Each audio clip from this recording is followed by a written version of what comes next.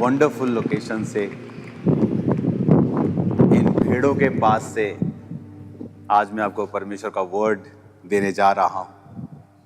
मेरा बिलीव है कि आज जो कुछ आप परमेश्वर की आत्मा से सुनेंगे, आपकी स्पिरिचुअल लाइफ्स सेम नहीं रहेंगी और परमेश्वर का आत्मा आपको मैसेज देगा और वो आपको सिखाएगा और वो आपको समझाएगा।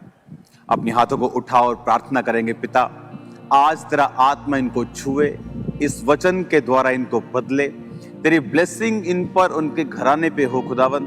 तेरा आत्मा इनको छुए, इन बच्चों को खुदावन, बुजुर्गों को, मेरे भाइयों बहनों बच्चों सबको खुदा बाप, तेरा आत्मा इनको छुए, इस वर्ड के द्वारा इनसे बात कर, उन्हें छुड़ा और उन्हें आशीषित कर खुदावन। तेरा वचन आज इनको चंगा करे, आजाद करे, बीमारियों से, बंधनों से, दुष्ट आत्माओं के बंधनों से इन्हें छुटकारा दे खुदावन। तेरे वर्ड के द्वारा ये छुटकारा पाए मेरे पिता।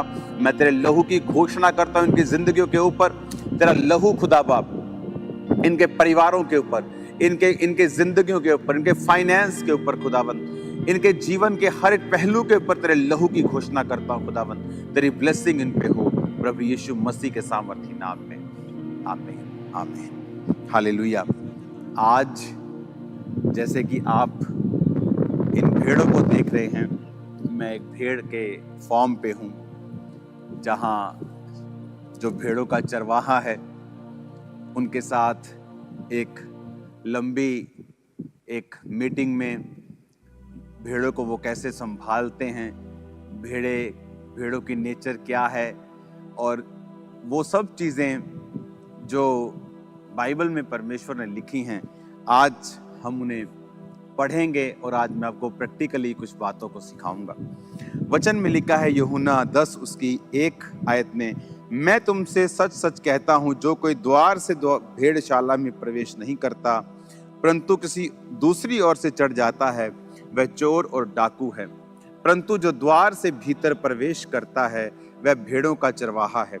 उसके लिए द्वारपाल द्वार खोल देता है और भेड़ें उसका शब्द सुनती हैं। वह अपनी भेड़ों का नाम ले लेकर बुलाता है और बाहर ले जाता है।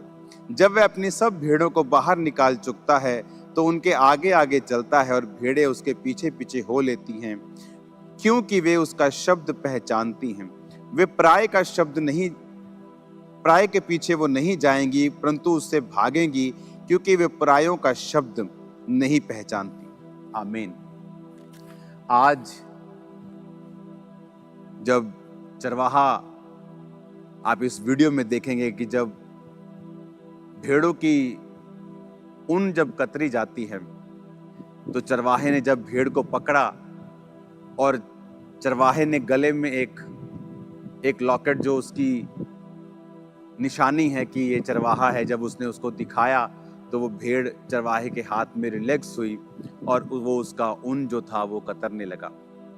और जब वो उसका ऊन कतरने लगा, वो चुप करके, बहुत से लोग वहाँ मौजूद थे और बहुत से लोगों ने उस ऊन को, चरवाहे ने कहा कि आप सब मेरे साथ आकर उस ऊन को काट सकते हैं।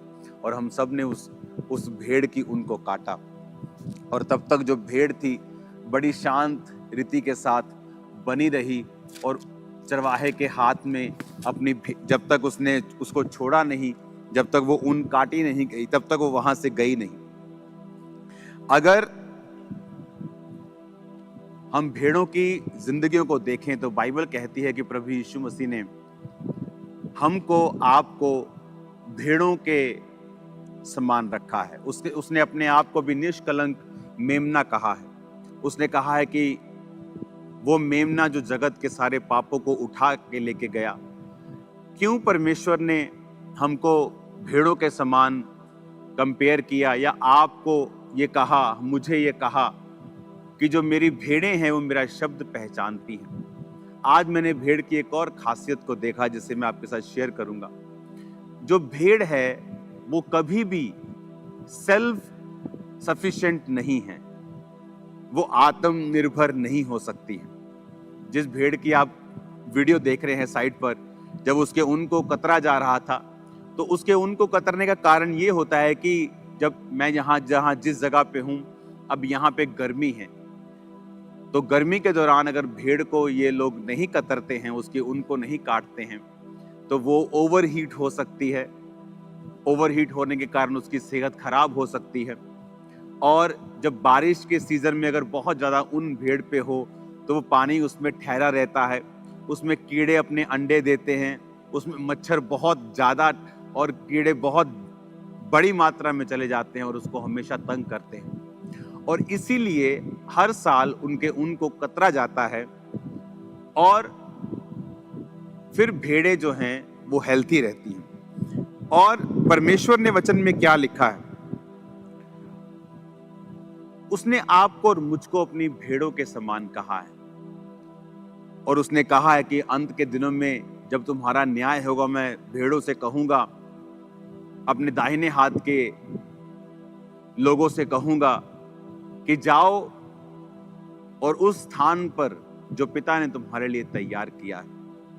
और लेफ्ट हैंड साइड बकरियों को, अगर आप बकरियों को देखेंगे, उनको ऊन कतरवाने की जरूरत नहीं है, वो लंबा देख सकती हैं, ज्यादा देख सकती हैं, वो चरवाहे पर निर्भर नहीं है।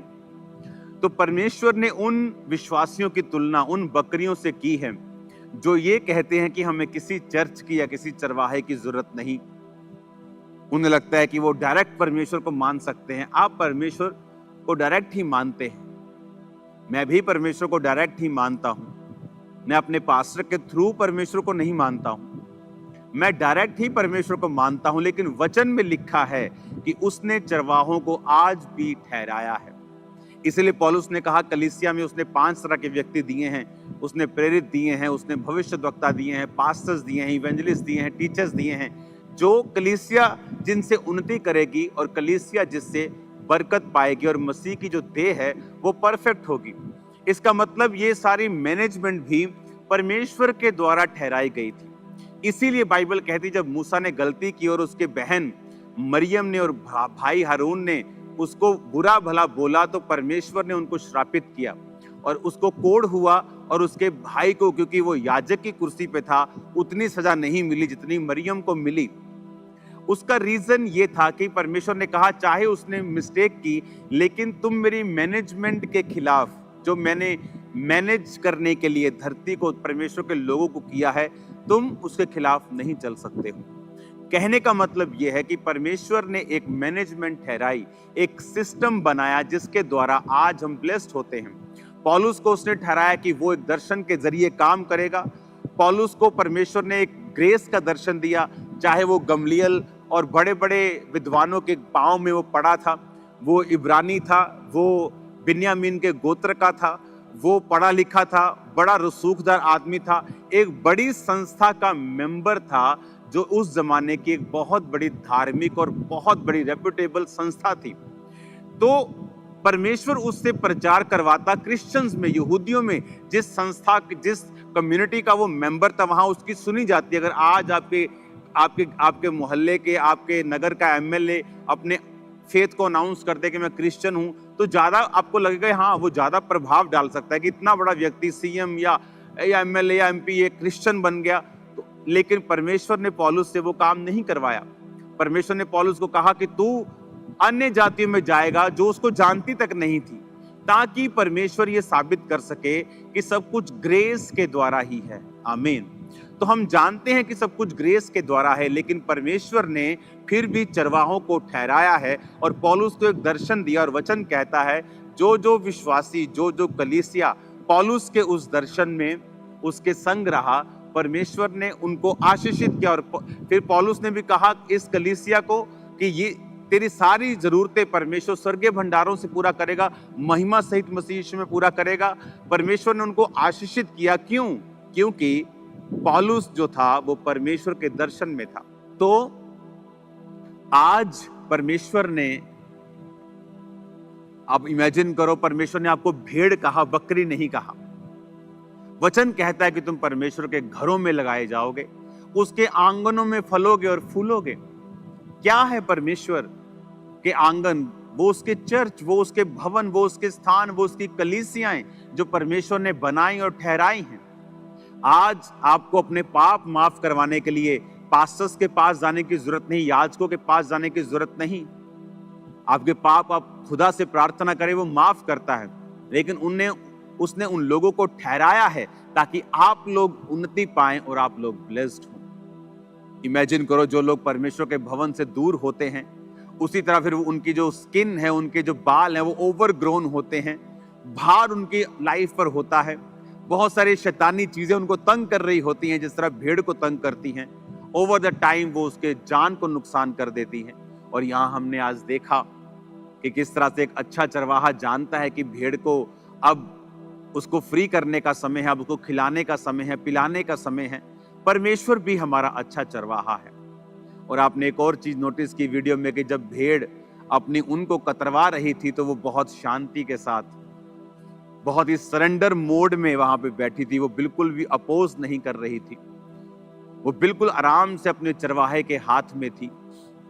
अगर हम परमेश्वर से बरकतों को चाहते हैं, हम भी समर्पित होकर समर्पण के मोड में परमेश्वर के हाथ में भी, उसके दासों के हाथ में भी रहें, तो फिर परमेश्वर उस मकसद को पूरा कर पाता है।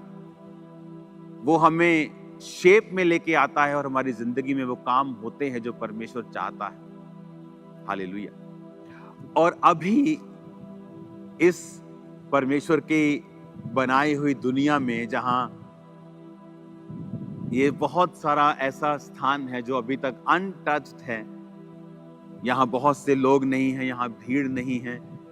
मोस्टली यहाँ जानवर आपको देखने को मिलेंगे, आपको पेड़ मिलेंगे, आपको वादियां मिलेंगी। ऐसा परमेश्वर का ये स्थान मिलेगा जहां आप लंबे समय तक, सुबह से लेकर दोपहर तक आप प्रार्थना कर सकते हैं और आप बिल्कुल भी थकेंगे नहीं।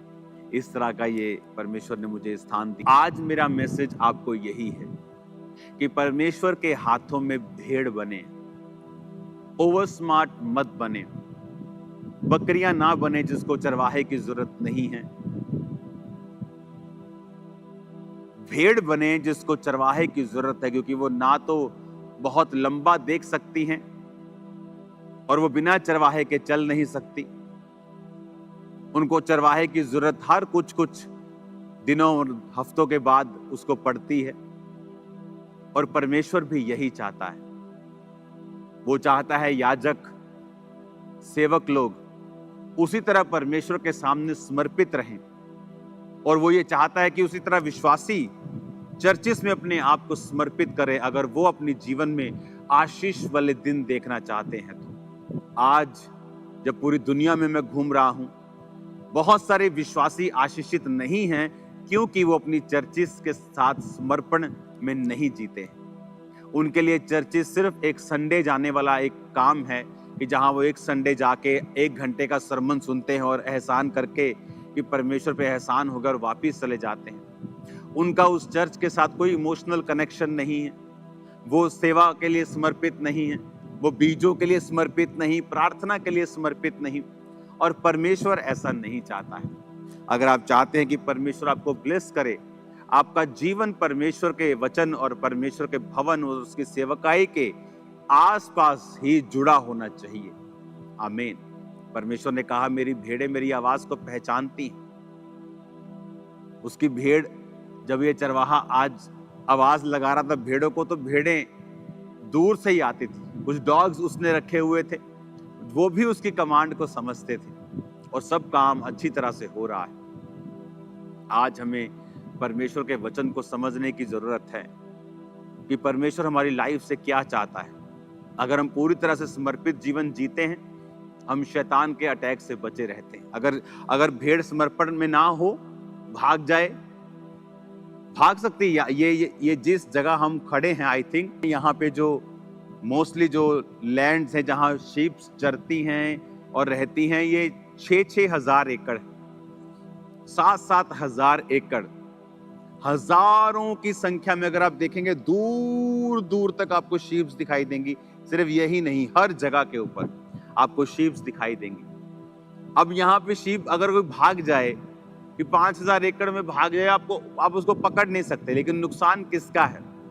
शीप का, क्योंकि वो अपने ऊन को इतना ग्रो कर लेगी, और जब गर्मी आएंगी, वो हीट में जब भागेगी तो उसको दिक्कत होगी, और कई शीप्स मर जाती हैं और बीमार हो जाती हैं। और जो कीड़े हैं वो उनमें चले जाते हैं।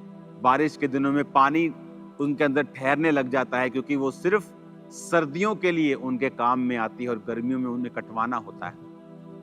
आप इमेजिन करो, परमेश्वर ने हमें शीप के साथ ही क्यों जोड़ा है। जब वो ये कहता है कि तुम अंगूरों की बेल हो, उसने हमें अंगूरों की बेल ही क्यों कहा है?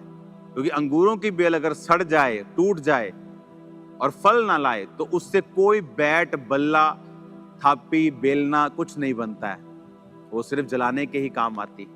उसने, आज सुबह में वर्ड पढ़ रहा था, उसने हमें नमक ही क्यों कहा है? तुम पृथ्वी के नमक हो, उसने क्यों कहा? उसने ये क्यों नहीं कहा कि तुम पृथ्वी के तरबूज हो, तुम पृथ्वी के केले हो, तुम पृथ्वी के आटा हो, तुम चावल हो?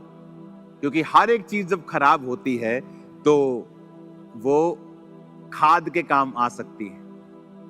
अगर कोई फूड खराब हो गया, वो एक खाद के रूप में परिवर्तित हो सकता है। लेकिन परमेश्वर ने कहा तुम पृथ्वी के नमक हो।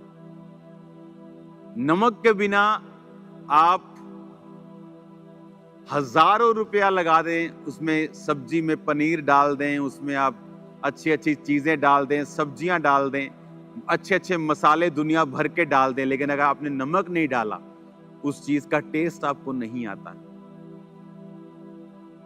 नमक के बिना सब चीजें बेस्वाद होंगी। लेकिन परमेश्वर ने कहा, जिस तरह तुम्हारी वैल्यू ज्यादा है जब तुम मुझ में बने रहोगे, और अगर तुम मुझ में बने नहीं रहोगे तो नमक जब खराब हो जाता है, वो खाद के रूप में भी काम नहीं आता कि चलो खेतों में डाल दो, खाद बन जाएगी।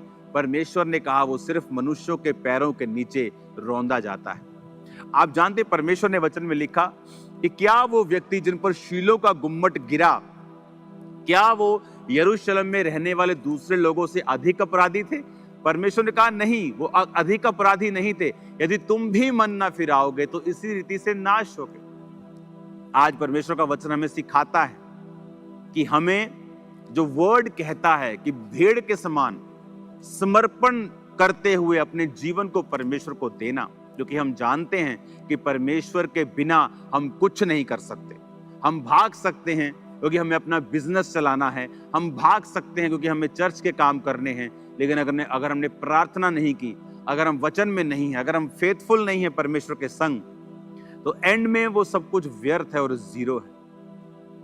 बाइबल क्या कहती?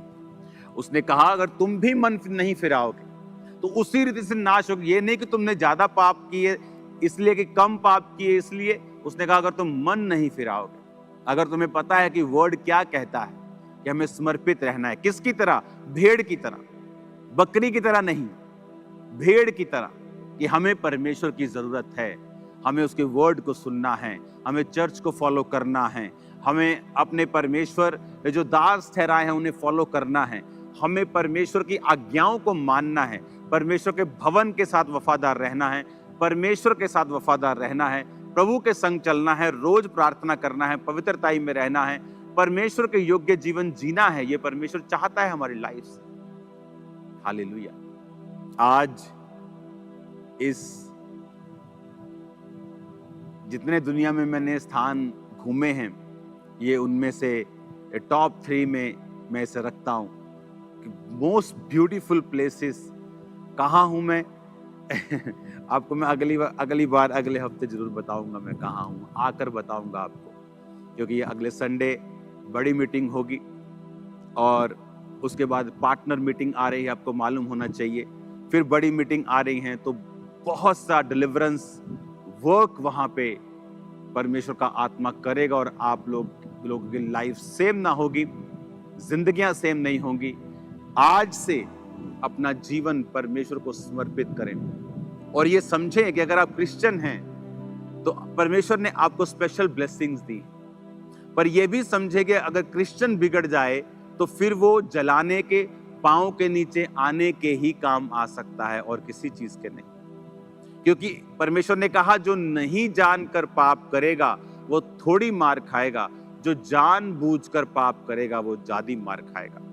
अगर हम क्रिश्चियन हैं, वर्ड को समझते हैं कि अगर हम इस समर्पण में नहीं चलेंगे और भेड़ों के समान नहीं होंगे, तो फिर हम अपने ही उन अटैक्स का जो शैतान करेगा, उस हीट का जो उस ऊन के कारण आती है, जब भेड़ ऊन नहीं कतरवाती और भाग जाती है, तो उसका रीजन फिर हम खुद होंगे, क्योंकि चरवाहा उसी को कत सकता है, उसी की केयर कर सकता है जो उसके पास हो। हालेलुया। आज इस सुंदर और परमेश्वरीय स्थान के ऊपर से मैं आपके लिए प्रार्थना करता हूं और आपके लिए मांगता हूं कि परमेश्वर आपको समर्पित जीवन दें, आपको ब्लेस्ड जीवन दें। परमेश्वर आपको एक ऐसा जीवन दे जो अपने चरवाहे को, परमेश्वर को, जो हमारा स्वर्गीय चरवाहा है, स्वर्गीय पिता है, कि आप उन्हें खुश कर सके। आपकी लाइफ ऐसी होनी चाहिए, उससे भागे नहीं। आप चरवाहे से भागेंगे तो चरवाहे का नुकसान नहीं होगा। अगर आप चरवाहे से, पिता से भागेंगे तो आप ही अपने ऊपर एक भार पैदा कर रहे हैं। आप उनका भार पैदा कर रहे हैं जो एक दिन हीट पैदा करेगी, एक दिन बीमारी पैदा करेगी, पानी को इकट्ठा कर लेगी, बीमार कर देगी, मुश्किलें पैदा कर देगी। और परमेश्वर ये नहीं चाहता है। जब इस ऊन को मैंने काता, आप देखो वीडियो में, तो जब वो भेड़ वहां से गई तो वो बहुत हैप्पी थी, क्योंकि वो लाइट होके वहां से, लाइट वेट होके वहां से गई और वो खुश थी।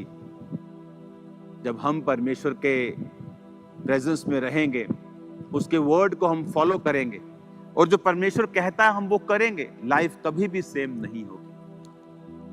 आज हमें जरूरत है वर्ड पे चलने की, परमेश्वर की आत्मा की बात को सुनने की, अच्छी भेड़ के समान उसको फॉलो करने की। फिर जिंदगी कभी सेम ना होगी। इंसान अपने दुखों का कारण खुद ही है। परमेश्वर उसी की रक्षा करता है जो उसके बाड़े के अंदर है।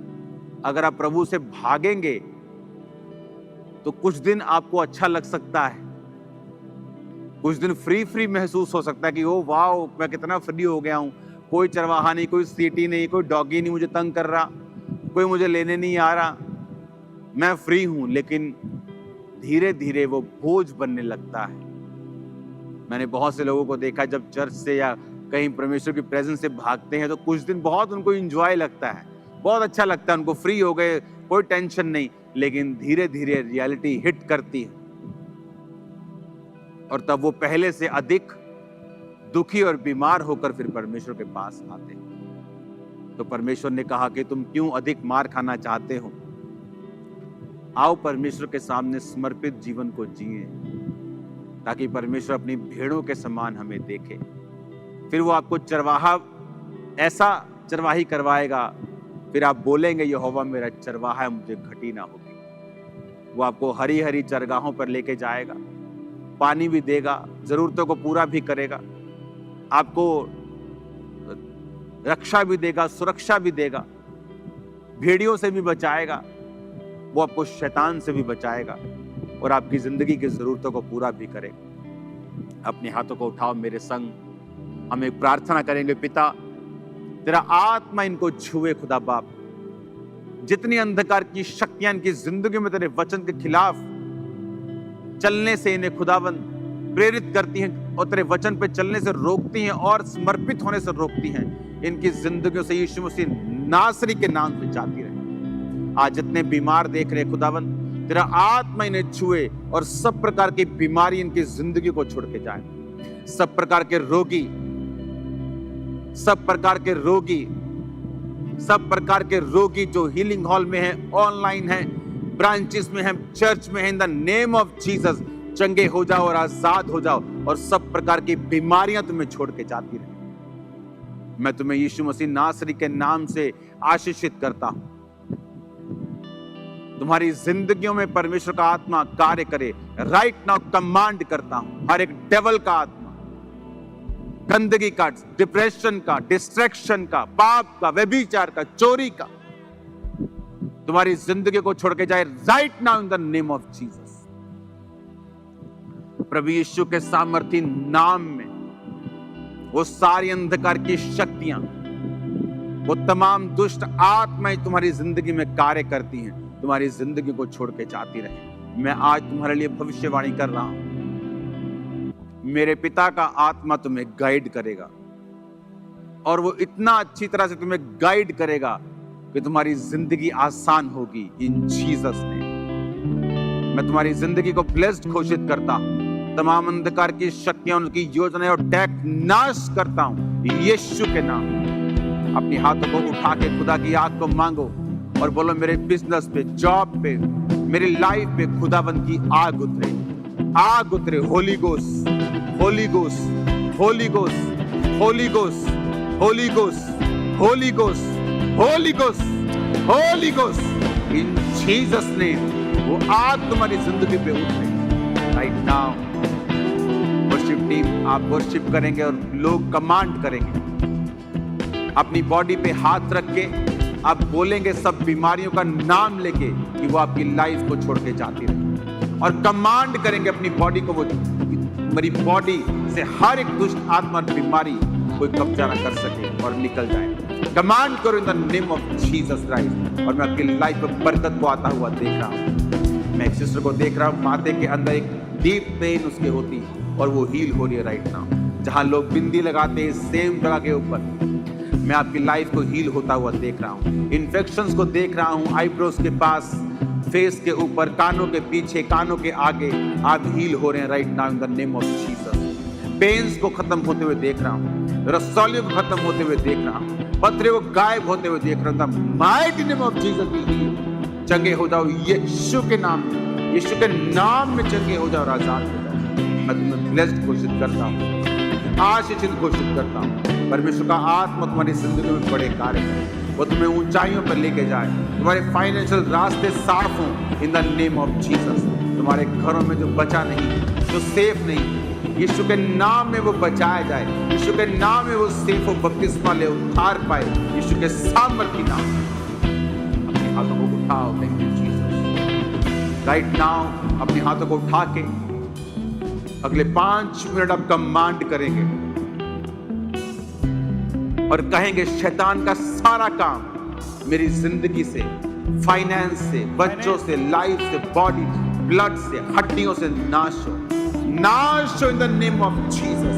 कमांड करेंगे अगले 5 मिनट फुल फायर से इन जीसस।